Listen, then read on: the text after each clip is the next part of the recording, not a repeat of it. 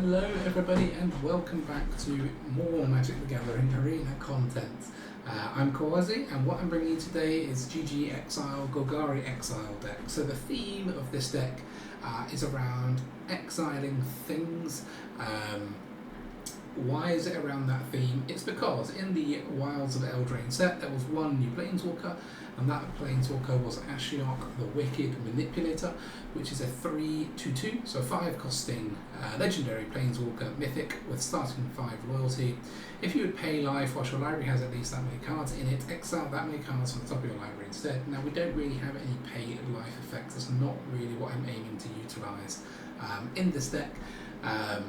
But just know that it is there. You know, we could pay life, for example, if our opponent has a Phyrexian Fleshgorger and we're forced to pay life for its ward, you know, that can come into effect. It's just not very common. Plus one is look at the top 2 cards of your library, exile one of them, and put the other into your hand. So it's basically look at 2, draw 1, but obviously we get to exile away some of our things. -2, create 2 1/1 black nightmare creature tokens with at the beginning of combat on your turn. If a card is put into exile this turn, put a 1/1 counter on this creature. So we get 2 1/1s, and we get, bear in mind we can minus Ashiok twice before ever plussing it, because it starts with 5 loyalty and this is only -2. Over 2 turns we can create 4 of these tokens. And then each turn, as long as we've exiled something during our first main phase, before combat, they will grow by 1 that turn. Now obviously it can only happen once a turn, because it only happens at the beginning of combat on our own turn. But obviously Ashiok herself does +1 to exile at least 1 card, so Ashiok can already always trigger this ability herself, but obviously it would be nice for us to be able to trigger it in other ways if we want to create more of the tokens, or if we create the tokens then exile something, we can get them both as 2/2s on the first turn, which is nice. -7 is target player exiles the top X cards of their library, where X is the total mana value of cards you own in exile, so not that they own, that we own. Now obviously Ashiok is exiling our own stuff with her +1, so we could choose to exile some expensive things and then make the opponent mill lots of cards. Now we do have some expensive things in our library, in our deck, which are Titan, Phyrexian Fleshgorger and Gruff Triplets, which all cost 7 or 6. And the reason I'm running Fleshgorger is because it is also a cheap card. It's an expensive card that's a cheap card, so it works very well with Ashiok because we can use it early and we don't have to wait to ramp into it. But if we do happen to, or if we do happen to exile it with the +1, it's going to cause the opponent to mill 7 if we ever ultimate Ashiok, which is also not that difficult, given that we only have to +1 twice to get there.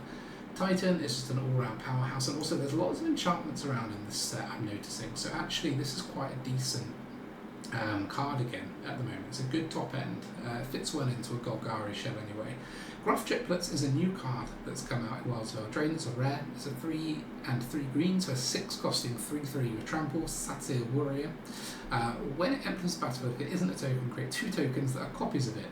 When it dies, put a number of 1/1 counters equal to its power on each creature you control named Gruff Triplets. Basically, you get 3 3/3s for 6, so 9 power for 6. It's actually a really high power deployment onto the board. However, if our opponent has, for example, 1 4/4, then you can't really attack very profitably, except with this you can, because when one of them dies, you put a number of 1/1 counters on each other Gruff Triplets. So when one of them dies, we get 2 6/6s. If one of those 6/6s dies, the other becomes a 12/12. Now obviously that is the best case scenario. If 2 of them die at once, then you won't get as many counters floating around to move around. However, this is obviously a very powerful card in terms of, unless they wipe the board, killing one of them is just going to make the other ones stronger, which is nice. Removal protection built into a creature is exactly what we want in this day and age. So this is a very nice card and I can't wait to try it out. I only have 2 of them at the moment. I'm not willing to craft anymore until I've played around with it a little bit. So we're running 2 of these. Just going to go through the other cards from the bottom up now. So 2 Go for the Throat and 4 Sheoldred's Edict. This is for removal. Now, why have I gone for this split? It's because we are also running a Feral Encounter, which can remove creatures, which I'll come to in a second.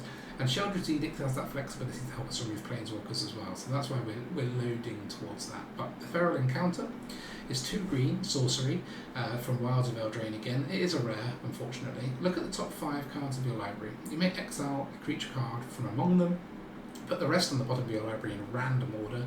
You may cast the exile cards this turn, at the beginning of the next combat phase this turn. So in other words, you have to cast this in your pre-combat main phase to get full value from it. Target creature you control deals damage equal to its power up to one target creature you don't control. So it has a what I would call a bite rather than a fight effect. So a fight is when both creatures deal damage to each other. Bite is when one just deals its damage to the other one without a sort of retaliation, which is what this is. And bite effects do often cost 2. Now the fact that it's 2 green and it has this upside of exiling 5 and we pick a creature that we can then play that turn, I think it's actually going to be really nice. Now typically bite/fight spells play well with creatures that have high power toughness or that have some additional stat, like lifelink, for example, because if you bite with lifelink, you're also gaining the life. So that's why I think Fleshgorger will be particularly nice with a Feral Encounter, because if we have 5 mana available, we can play this, potentially exile a Fleshgorger, play it for 3, and then deal 3 damage to a random one of our opponent's creatures and gain 3 life, all just for this mana. So it seems really nice to me, and we want to try it out. Not to mention that this is, you may exile a creature from among them, which we can then play. So that is an exile trigger for Ashiok. So this also works well with the Ashiok 1/1s. And then I'm running a couple of other high power creatures that can make this, user friendly, such as the Stomper, this Troll, and etc. The Triplets, little bit of a nombo of this in the sense that they're a relatively low power creature, so bite effects are less good with low power creatures, but I don't think it's enough to bother us trying both out in this deck. 4 Armored Scrapgorgers, so this is for give us some ability to exile stuff from our opponent's graveyard, but also this deck kind of relies on ramping, because we've got quite a high curve, having these 7 top end cards plus another 4 that cost 5. I kind of need some ramp in the deck, and we've got the Scrapgorger and the Topiary Stomper to help us with the ramp. Now the Stomper is the other good thing with this is that it's 4 power creature for 3, which is not the highest, but it's pretty good, and that works well with the Feral Encounter. Because even though the Stomper can't necessarily attack, it can bite down on the opponent, utilising the Feral Encounter. We're running 1 Bramble Familiar. Now I think if I had more of these, we might run them instead of the Scrapgorgers. Maybe we'd have a better blend than this, but I'm not sure. This is a 2-costing Elemental Raccoon, 2/2. It has add green. So in other words, it can add green. It can't add any colour like the Scrapgorger, but to be honest, with all the different dual lands that are available to us in Golgari, that doesn't matter too much. It also has pay 2, tap, discard a card, and return it to its owner's hand. Now why would we want to do that? We'd want to do that because it has a 7-cost sorcery attached to it as its adventure, which is mill 7 cards, then put a creature, enchantment, or land from among the mill cards onto the battlefield. So we can cheat in one of our expensive creatures up here, which is why it's nice. So we can play it early as a ramp spell, use it to ramp into our mid-range things, our 3, 4, and 5-cost cards. We can then use it to pay for one of these if we've drawn it, and if we haven't, we can discard a land, pick it back up, mill 7, and cheat one of these onto the battlefield. So it's like an extra way for us to search for stuff in the late game on a mana dock, and I actually think that's super powerful. The problem with mana docks is that when you draw them later, or when they're on the battlefield later, they can be a little bit useless once you've already ramped out and played your big stuff. The fact that this has the ability to pick back up, avoid flood by discarding a card, and then mill 7 and put a creature onto the battlefield, that seems really strong to me, and I wish I had more of these. So, we do actually now have 2. I must have opened 1 more since I started this. So maybe we'll play 2 of these and 3 of these in this version. I'm also running 2 of the Mosswood Dreadknight. Just check I haven't opened any more of these, because I think this is a really solid card. It's a 1 and a green for a 3/2 trample. I mean, that stat line is pretty good. Human Knight.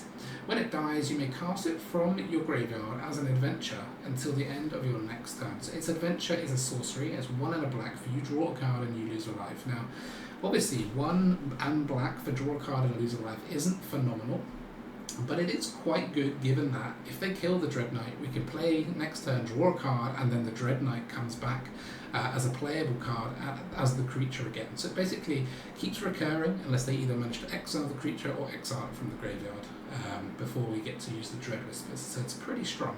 It's pretty good.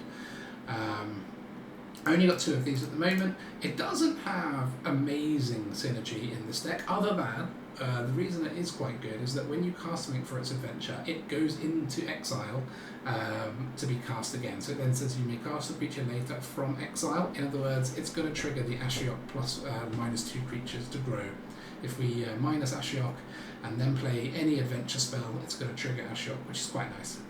We're then running 2 Tear Asunder because it is a flexible removal spell, and as I said, I think there's a lot of artifacts and enchantments in this set at the moment, and it's an extra exile effect for Ashiok, so that's why I'm preferring it slightly over the Go for the Throat, because it exiles rather than flat destroys.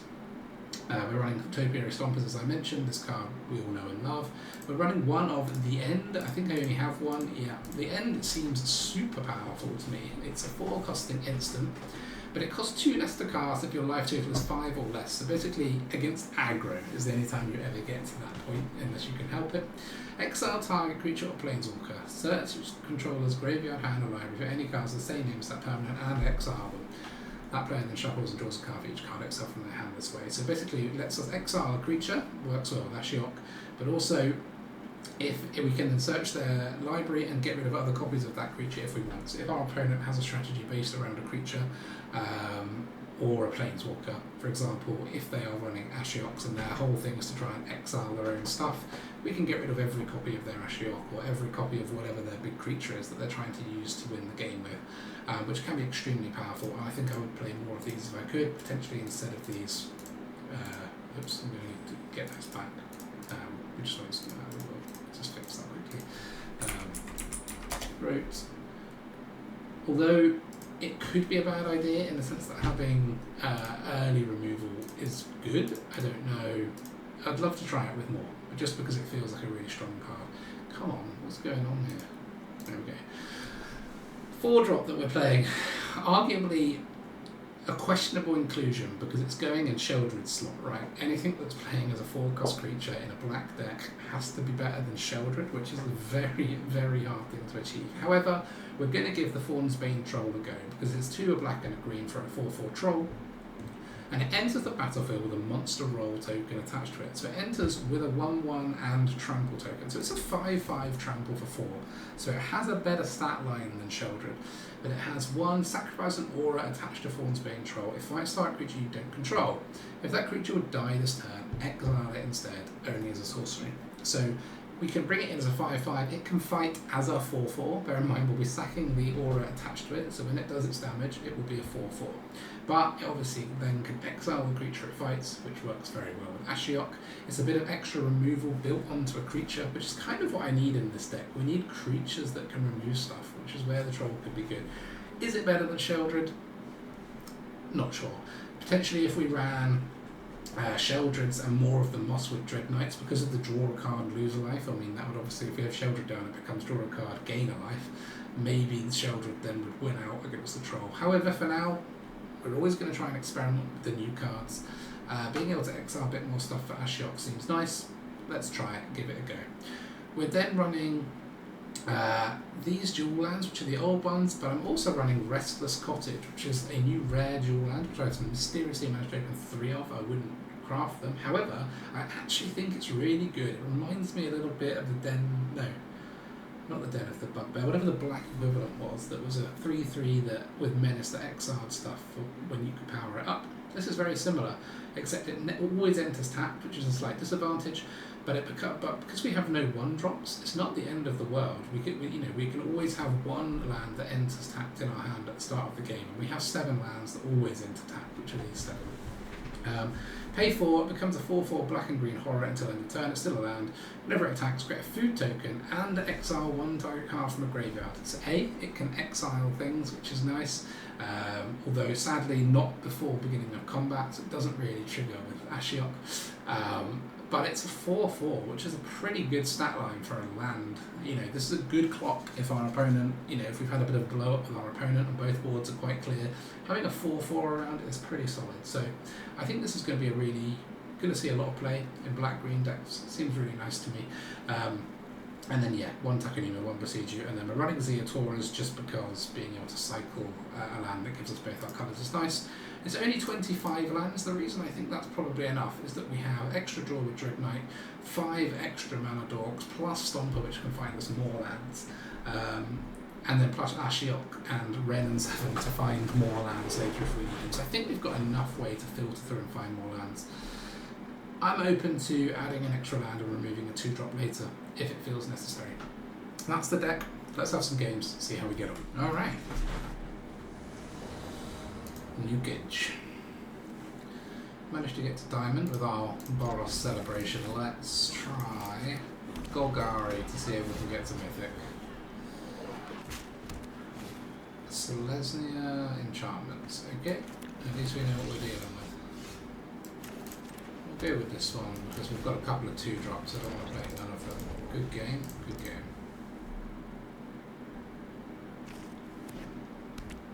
Did you need a land or something? No? Why are you playing the companion? Interesting.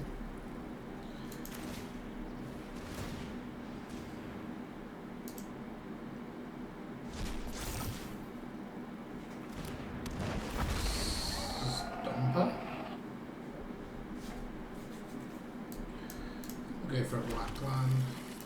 Got plenty of green. Why didn't they play the companion? Am I missing something? It must be. So 5, do we want 6 or is 5 enough? 5's enough.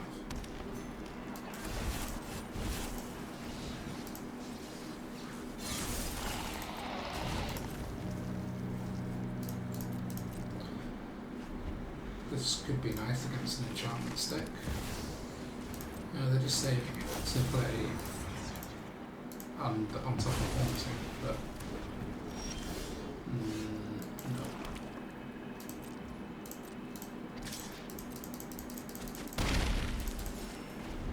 no. I would like some non-land cards now, please, deck. Restoration.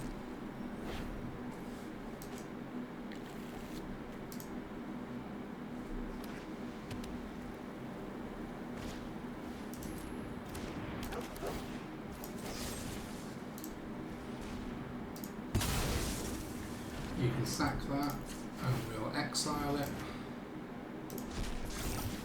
Eventually this will become a 3/3. Okay, we're not allowed any.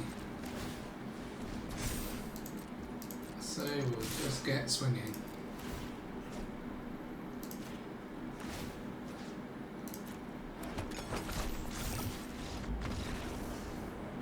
Only 14 damage. Okay. I mean, enchantments when we're running Tear Asunder main deck, but still good. Okay. Good start, but it was a bit of a freebie on the play as well. Let's see how we do on the draw. We've got none of our 2-drops, but given that the deck is mostly 2-drops, I think we'll find one. We need to hope we do. One go at finding it failed. Hold on, how many have we got? 2, 6, 10, 11, 13, 15, 17 2-drops. No. Whatever. The Fleshgorger will be good. The Troll will be good, so we just gotta hope. They've only got 1 land, so. Still no 2-drops. That's 17 of them. Out of 10 cards. Miss basically a 1 in 3 chance 10 times. It's impressive. Oh, come on. Don't now have removal for this lifelinker. You little bastard.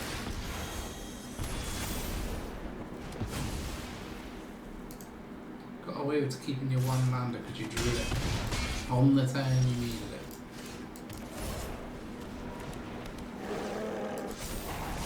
Hard to remove a 5/5 from mono red, but they could steal it with some more land.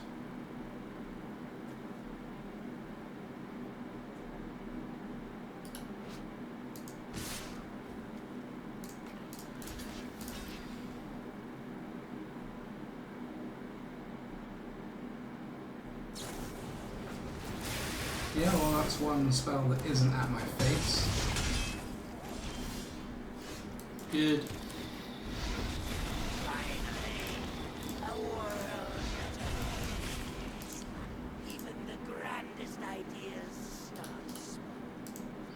Even the grandest ideas starts. You had it here first. We'll just block with 1.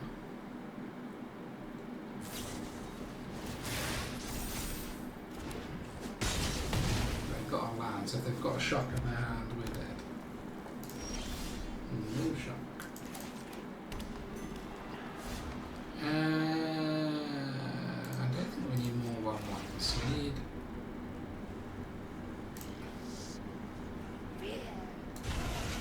something that was going to give us life, ideally.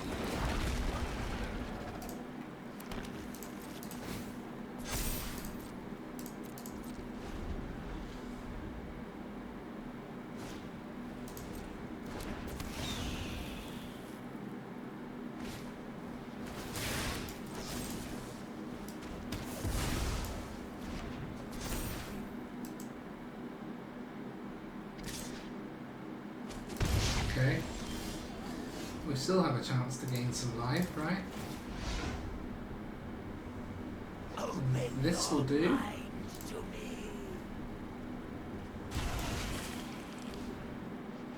Where's my Fleshgorgers? Could have made the Fleshgorger attack the thing. That was so nice.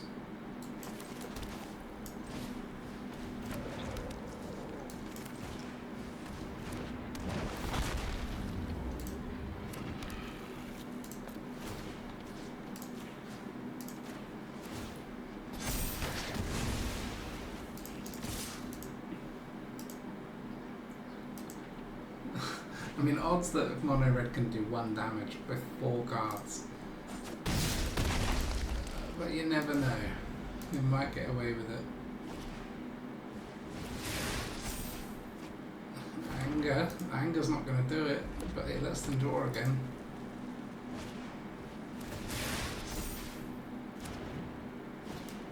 Ah! No! The last card!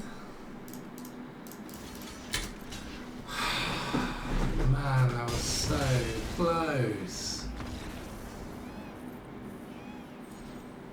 That feels harsh, man. Right. Just about recovered off that last one. I mean, didn't expect to win, but the fact that it felt so close. If we'd have just had one of us 17 2-drops on turn 2, it would have been okay. Could have just avoided a little bit of damage. Interesting, some kind of Dimir discard deck. I'm glad we've got 2 Ashioks here, because that's what they'll be keen to get rid of, yeah. The only thing that gives us card advantage in our deck, really.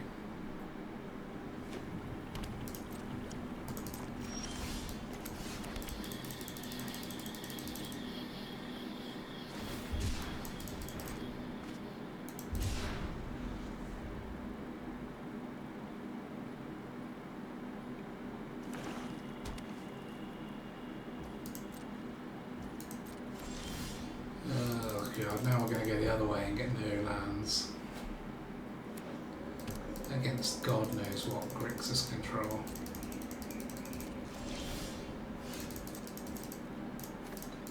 Yeah.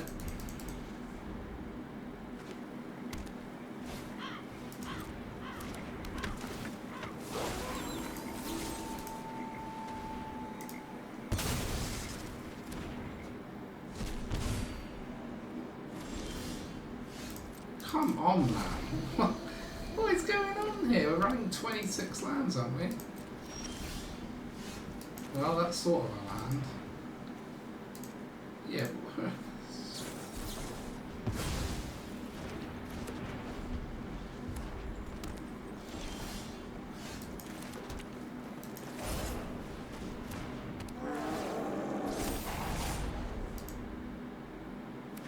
Not got anything to deal with that.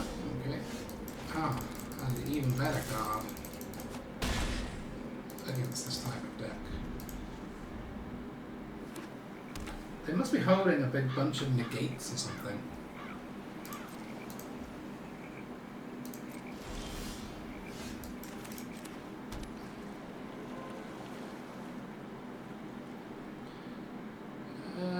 We'll attack.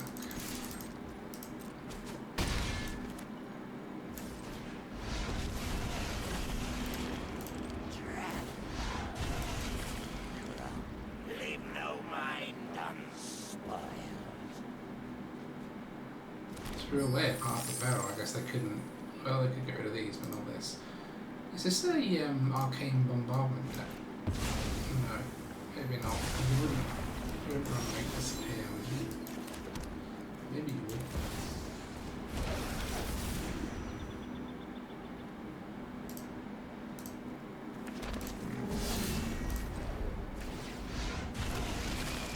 Maybe it's more Path of Perils in their hand? At least we've got this if it is Arcane Bombardment. Slash Chandra. You have no idea who you're messing with. We can get rid of Chandra. I'm ending this fight.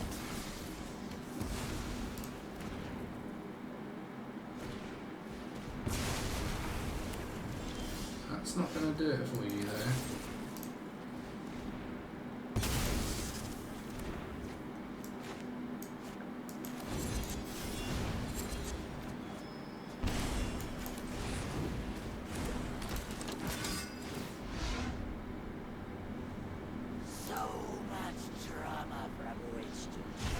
Definitely feeling like bombardment, hence why I'm taking Tear Asunder, but also we can use it to get rid of Chandra. And this exiling things is good.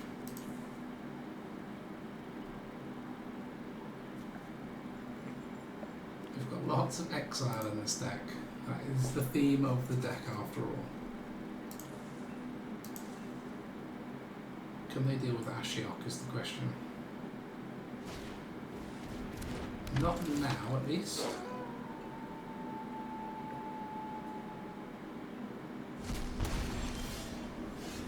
Okay, so how much have we got? 3, 6, 8.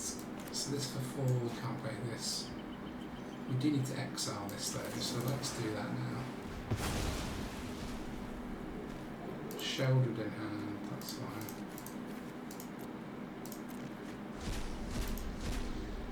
No more of those.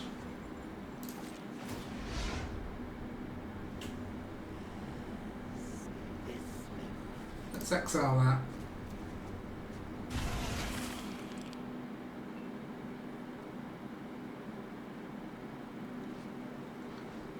Do we cast? No. We just pass, right? This doesn't flip. Yeah, we're in a pretty good place now. Yeah. GG. Alright.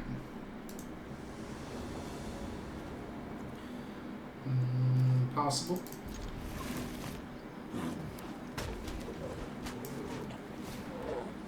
Enchantments should be good for us, man. Should be good for us. Since we've got 2 Tear Asunders main deck, 1 Stormkill Vanguard, we've actually got main deck enchantment removal plus creature removal.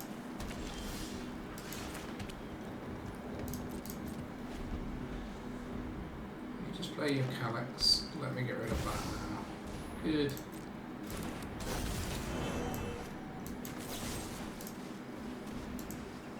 Save you the hassle of finding that counter in your counter bag to put on your Calyx. Don't worry, my friend.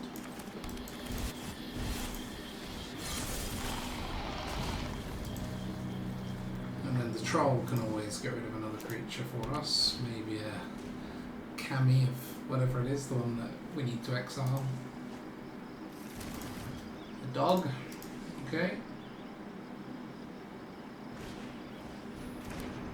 But first, we want to ossify my Fleshgorger. Understandable. Oh, and the Boseiju as well versus enchantments. Could have this Fleshgorger back as a 7/5. But maybe getting rid of that is more important. It's actually hard to know. This thing is a nightmare, isn't it?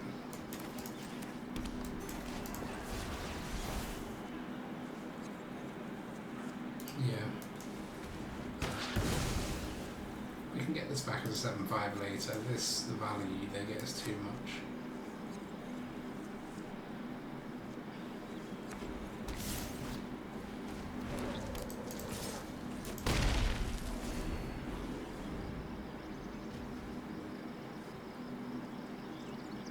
Then we just need to draw some of our top end. We've got a lot of it. Any Ashiok, Gruff Triplets, Titans. That's the other thing we have, is Titans. I'm less keen on seeing another Haunting.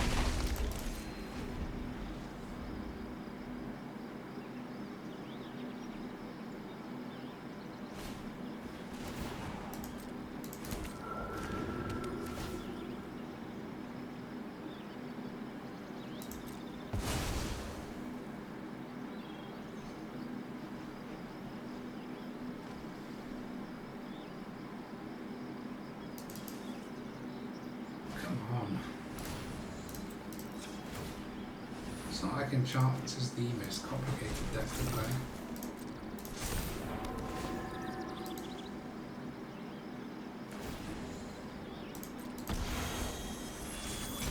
Okay, well, down to 8. Just give me some top end. There's a lot of it. Preferably a Titan, but I'm easy going.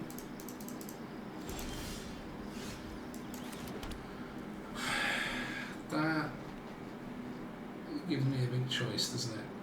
We have to get rid of this, I suppose. You're now chasing me! Come on, you're playing the easiest deck in the world, you cheeky sod. Let's give him one of these. Thing is, if we don't get rid of this, these will become too big. We'll end up in some trouble. Could have instant speed got a 7/5 lifelink. But if they had had 7 life, I probably would have gone that route, just in case, but maybe not still, I don't know.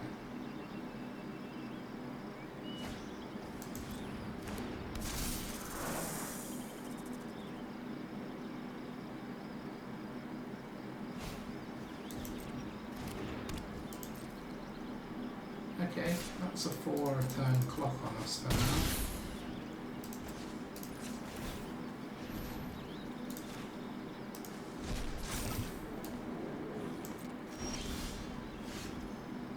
Okay.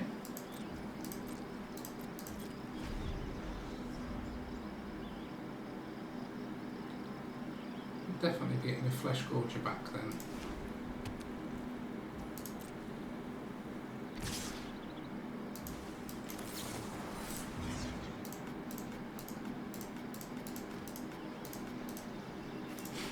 Don't know why it's making it so hard for me to do that.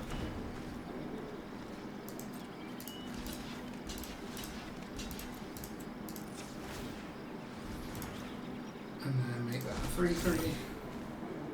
Oh, I could have even powered this up to block. I don't know if I had enough.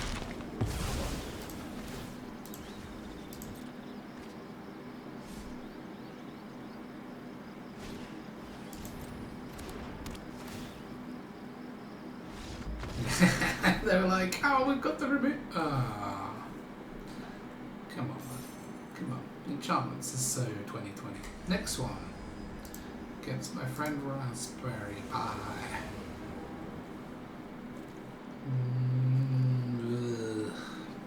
It's a bit of a crappy opener, but I can't bother going to my hand has actually got the right number of rounds, so it's even fair 3 tap plans. Okay, these front opponents having a slowish start as well. Blue white, is it control? It's looking like it. Let's give this a go then. Okay. Didn't feel like there was any instant to counter thing there. Now there's a creature, they've got a choice, so could be a march, could be not a march.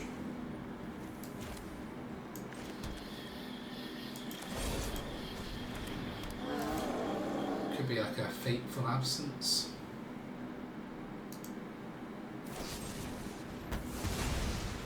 Okay, not the end of the world. We can play this for 3 and draw. Let's draw first, actually. Because we've got a couple of things to pay for 7 now anyway, so. Okay, make that 3 things. What have you got? Like counter target artifacts? I've just drawn the counter spell. Okay.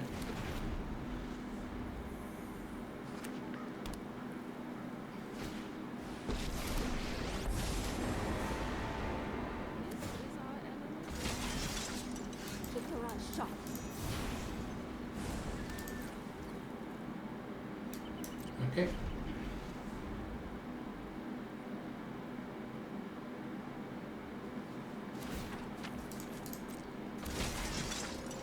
Show them the edge of your blade.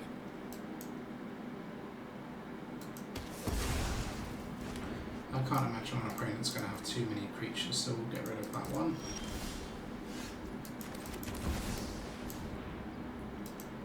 Uh-oh. Not a counter spell my Titan. Thing is, odds are that they're going to do the minus on this, so creating more creatures isn't that useful. So let's do like...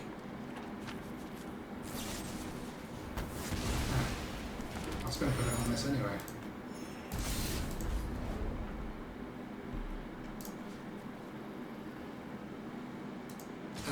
Hold on, this will just... it will trade, right, with that, which is not what I want. Because we can pick this up for a land.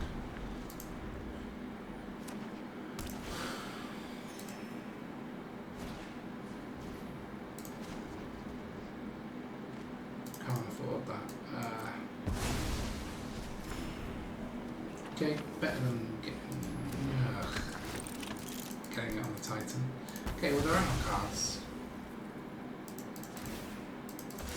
But they do have an annoying problem for us to deal with. That's nice.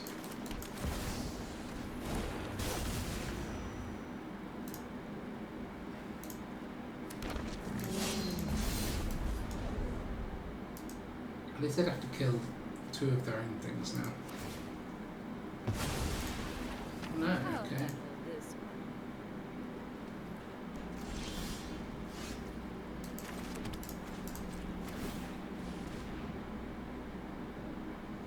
So nice that you can play these lands against control decks now. So you can only attack this with 1 creature, which is fine. They could just kill this, but then the Emperor dies, so that's okay.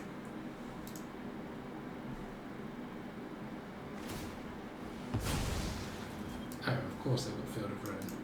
Don't know why we were allowed to attack at all then.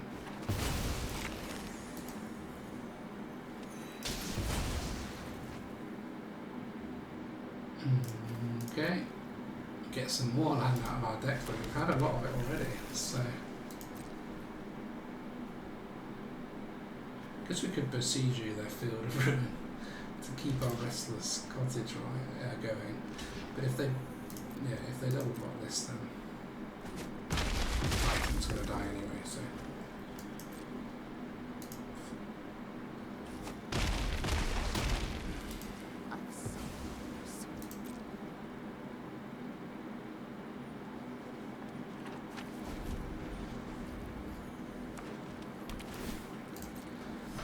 Yeah, it's kind of a top deck war, but we have a lot more of Show them the edge of your blade.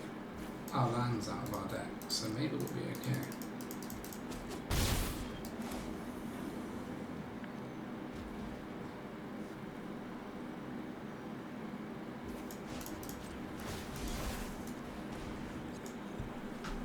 They can react and kill the cottage now. Fine.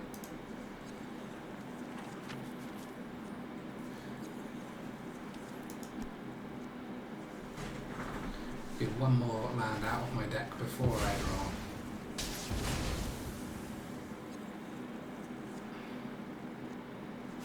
So we're down to only 32% chance of drawing land, which is pretty low.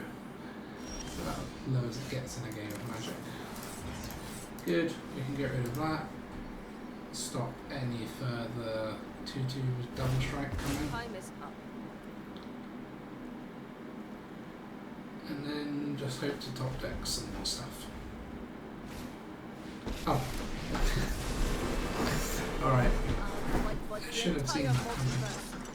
Keep your eyes sharp.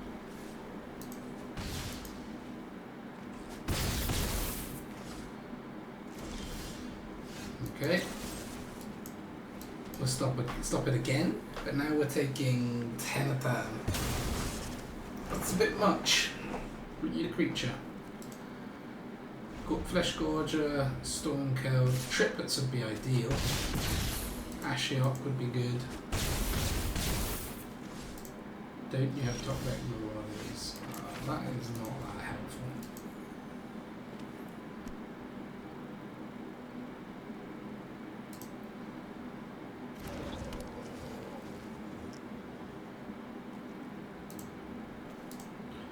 So just trying to think whilst we play this out, what we're missing is a way of getting more cards really. So maybe I've only got 3 Ashioks at the moment, a 4th one. Because an Ashiok, like basically planeswalkers, they stick a bit, like, you know, that give you card advantage. This card is card advantage. We've got the Mosswood Dreadknight, whatever they're called, that give card advantage. We've got quite a lot of card advantage, but we just didn't draw it early on enough. Maybe we need that 4th Ashiok, or maybe we just need some other card advantage to win those matchups. It was close, obviously. Like it was pretty close. It was just if the tide had turned in our favour a bit earlier, maybe with an extra planeswalker or 2, just something to bear in mind for that matchup. Definitely seen a lot of control there. Okay, I've tried adding 1 Wrenn and Seven into the deck at the cost of the 6-cost adventure creature, because I feel like that was a bit weak. Wrenn and Seven I'm not wholly convinced by. The reason for choosing that is we needed a bit more sustainability on the board against control matchups, which a Planeswalker gives you well. Also, we are running Stomper, so being able to curve into a Wrenn and Seven on turn 4 is nice, especially on the play. We might be able to demonstrate that here.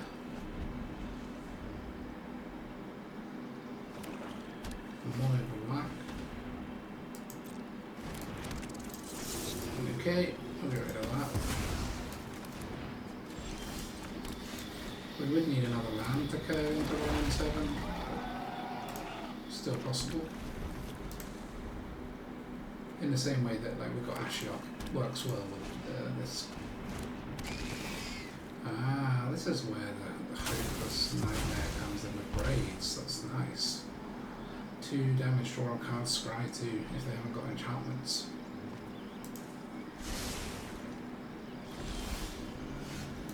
Alright, so no curve into our 5-drop sadly, but we've got 2 edicts which we're not letting you snap that onto braids.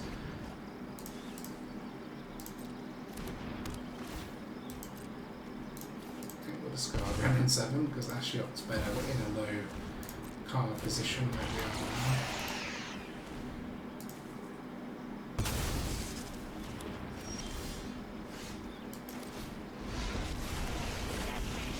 Interestingly, I might plus first, just because there's no attackers. I doubt there's anything with haste coming, and a land is so valuable to us with the triplets in hand.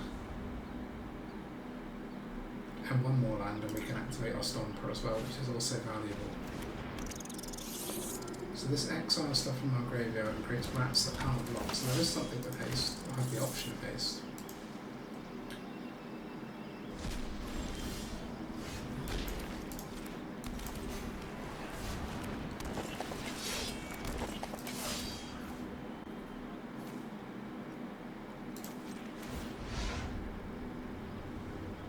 Okay, we'll have to take the Titan, I think. Not really that bothered about ultimating Ashiok. Marking 8 or 15 cards off the top of their library isn't doing much at this point in the game.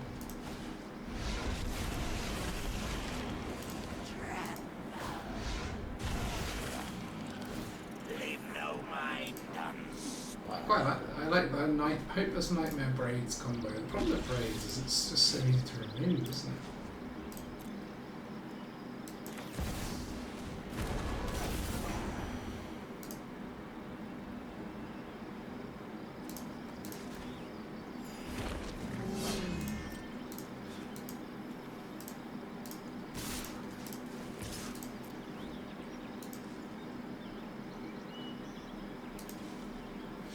They can't kill all 3 triplets in one go, which is where the concern would be.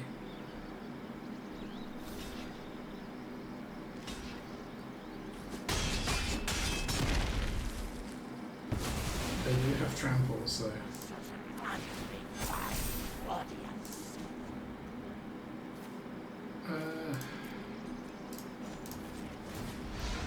I think finding cards is doing us good.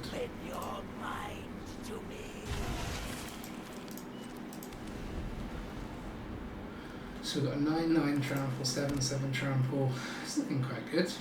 And a Planeswalker that's causing pain.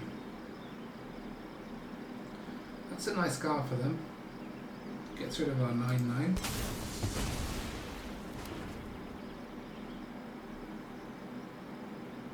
Just realised how good this is in multiples, really. But yeah, nice. Nice to come through that one. Alright. Jaybird. I'm enjoying this deck so far. I think the value is good, you know, the draw from these and the Ashioks is nice.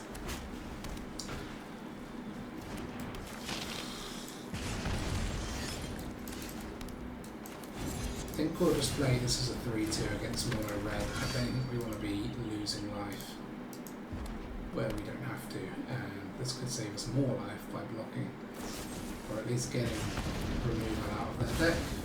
Then if we don't draw a land next turn, we can play this. Do we still play it, is the question. Probably. Because otherwise we haven't got a creature we can play on turn 4 either.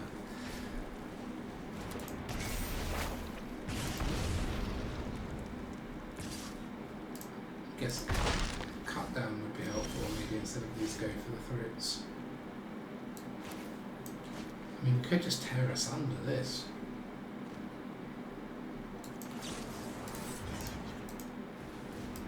Probably saves us more damage in the long run.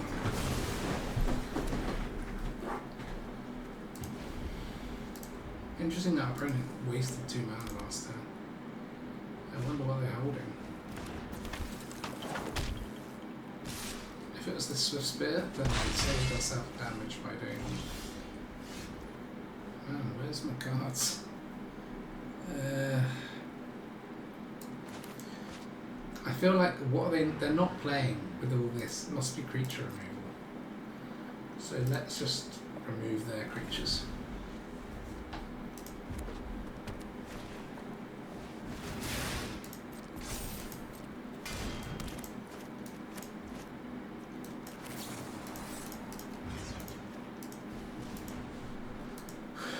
Tear Asunder is coming through here. Can I please that man? Thank you. That way I can play this and then remove the Swift Spear.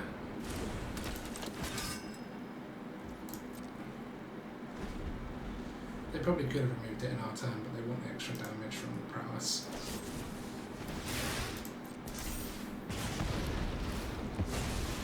Yeah, we've still got the option to cast that, which is nice. Rabbit Battery is an interesting one.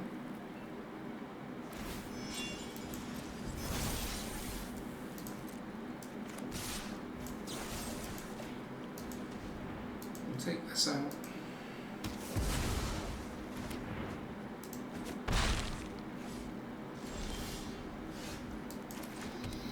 Now, we could play Wrenn and Seven. The only reason not to would be if they have Steel spell, Steel creature. That Tree Folk will basically kill us if they have a land and a Steel spell. They would definitely kill us. On the other hand, if we create a Tree Folk and they don't have a Steel spell, plussing into triplets is basically a guaranteed win. I suppose playing this and then holding open removal is a pretty good win as well. Pretty solid line. I think we let this go.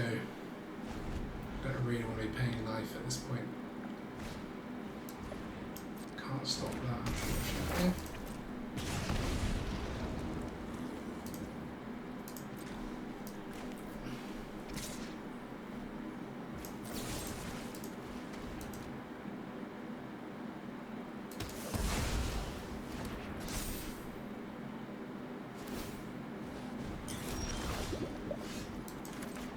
I think we can be pretty happy playing this. Because even if they steal one, we're okay. Another Forge, we might find an answer for that eventually, so that's also okay.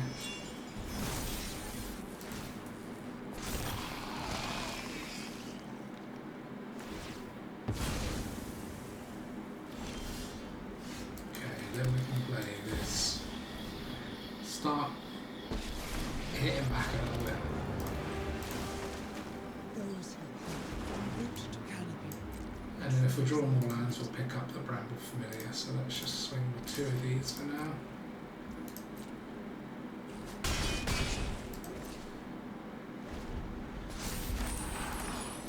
Interesting to equip the Rabbit Battery onto something that can't block.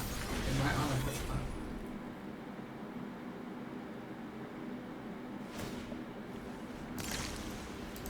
that. Don't want a Swift Spear. Interesting. That means, almost certainly means they must have a spell that steals creatures. What else? Like Swift Spear is one of the best things in the deck.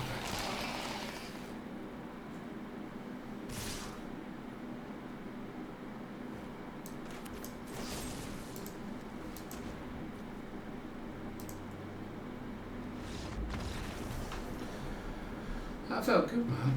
That felt really nice. Sweet.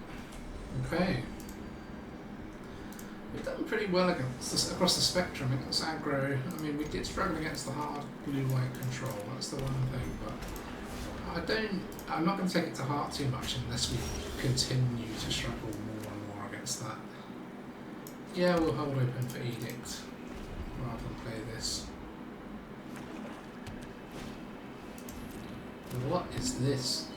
Draw a card, then discard a card, create a treasure token. So this is the new bank buster, eh?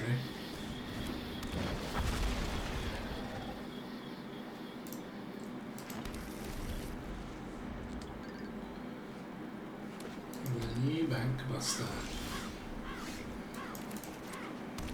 Let's just play our troll.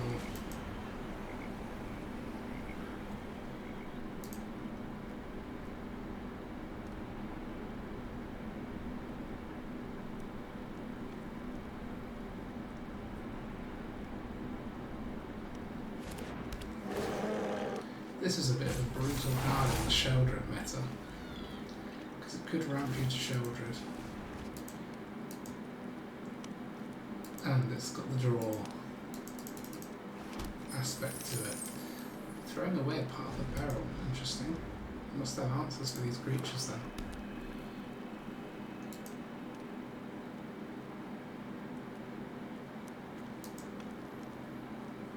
Wouldn't expect it to get thrown away like that otherwise. The more I've drawn this card, the more I've really enjoyed this Feral Encounter. Just to show the card, look at top 5. Yeah, basically it gives you a creature that you can play, but if you don't play it, you can still take the effect, and then it's a bite, not a fight, so our creature won't die. I mean, solid card, man. I can run circles around you. Okay. We could just get rid of it. Does this do damage to planeswalkers as well? No, just creatures. Now let's get this in.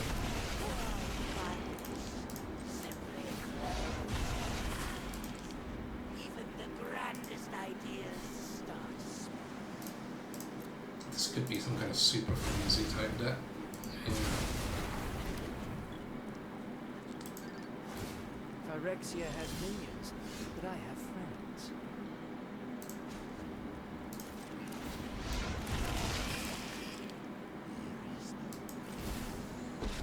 Nightmares!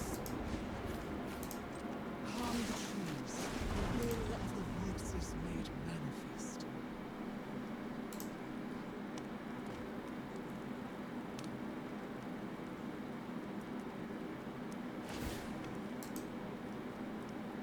That should be enough of a distraction.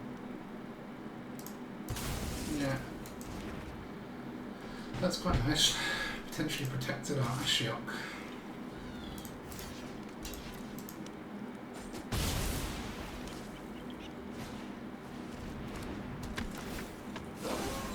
Okay, I could draw a land now to then throw away to this, that would be right.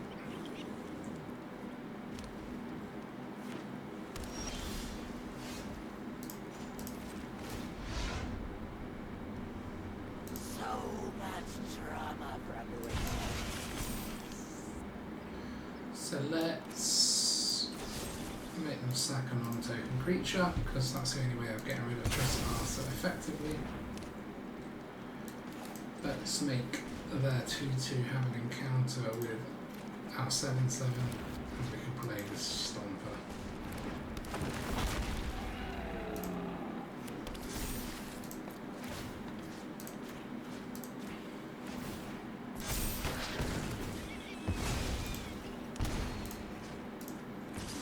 Kaito down to 1, so they can't minus it.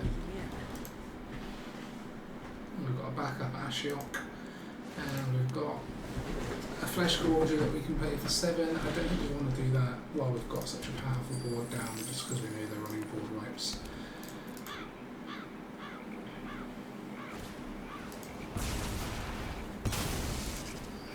Fine, we can plus on this.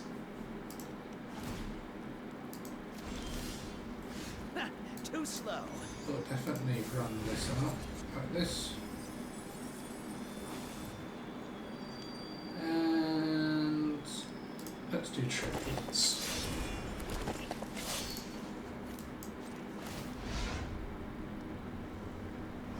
We'll take the Titan just because we want to get rid of this thing. And then we've got, you know, the Kaito's going to struggle to protect itself against these. Huh. Even I learned something.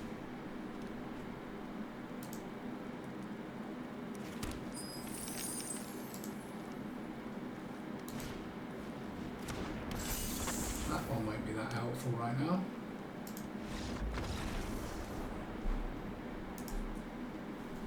This deck, man, it's doing it. It's really doing it. Okay, quick look at stats for the deck. So currently I've had 3 versions and it's had a 63% win rate, which I feel is a little bit unfair. It feels a bit better than that, to be honest, over 24 games, that is, mind you. The latest version, yeah, let's not put any stock into the 100%, 63, 54. So it's slowly getting better the more I make changes to this deck, I would say. I think I had these Stormkill Vanguards in before, which was a new adventure card I was hoping would be good. I don't think it is very good. I think we're much better off with a bit of Planeswalker and removal action built into the deck. And yeah, I'm looking forward to playing it more. Look at this, white-green enchantments. We seem to have faced more than anything, which shows you an interesting stat about the meta in itself. And being able to main deck Tear Asunders for removal, as well as having Titans back in the deck, shows that, you know, we're going to do well against an enchantments matchup. Blue-black, you're seeing played a lot. That could either be a fairies deck or a control deck. Again, we're doing well. Mono red was we were doing worse against. Now this was, I played mono red a few times with the initial version of the deck where I didn't have as much removal in, and I've now loaded the removal more towards the low end with the edicts and the go for the throats. So I would like to think that this is going to even out, but I can't be sure. Blue-white I feel like is probably still a bit of a weakness for us in terms of hardcore control, because we are about removing creatures with the go for the throats and things like that. If they're playing no creatures and we've drawn our go for the throats and not our edicts, you know, we're going to sit there and not do much. You know, the real way to combat that would be to play this as best of 3, potentially with a few more draw spells or planeswalkers in the sideboard, or just for us to try and load the deck a bit more in that direction. Let's see how much of that we run into, and we can tweak the deck if we need to. And then the rest we've not really played enough to discuss too much. In general, it is trending upwards. I'm playing this between the 8th and 10th of September, so in the first third of the month, Diamond typically still a relatively difficult place to play. So to be trending up shows me that this deck is definitely a winning deck. I mean, I would say, can we streamline it a bit? Yeah, maybe. Maybe the triplets aren't best in this deck, maybe they are. I just need to play a little bit more and mess about with it. The Stormkill Vanguard has been removed now, the last copy. That's what I put in the Wrenn and Seven for, it's just not updated on Untapped. But yeah, it definitely needs a few more tweaks, but I definitely think it feels nice. It feels like we've got enough value coming through in the deck, i.e. ways to draw or add more cards to our hand, and it feels like we've got enough top end that if it gets past mid-range war, we are going to win. So that's the kind of deck I like, where it feels like if we sustain for long enough, we're going to win, but we don't have to play full control to get there. We can do stuff in the early game too. With all of our 2-drops. So I like it. It's a fun deck and I recommend you give it a go. Please do let me know what you think about the deck. If you play with it and have success, I would like to know. If you play with it and don't have success, I would also like to know. If you enjoy the videos, please do like and subscribe. Otherwise, I'll see you next time. Bye for now.